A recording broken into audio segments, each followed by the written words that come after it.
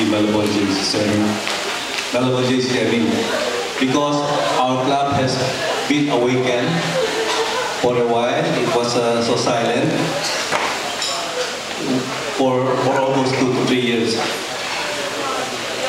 We had years of maintenance, rejuvenating, regenerating. The Malabon JC has been active again, not only because we're the lady president. A big round of applause for JC Merlin. The Malabon JC is active again, all but in time. We make our time. We will be recognized again in time by the Malabon community. Meron nga tayong kasabihan na we make time. Sa Tagalog namin kasabihan tayo na kung gusto may paraan, kung ayaw may dahilan. Kaya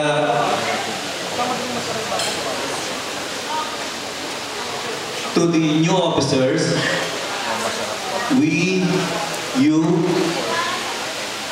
there's a challenge. Any difficulties is very important. It is in a very interesting situation.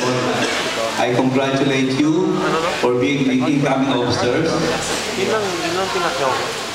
In closing tonight, let it be the beginning of the new set of officers for the year 2009. For those who made us this occasion, thank you very much. And thank you all. Merry Christmas, Happy New Year, and Happy Valentine. Good night.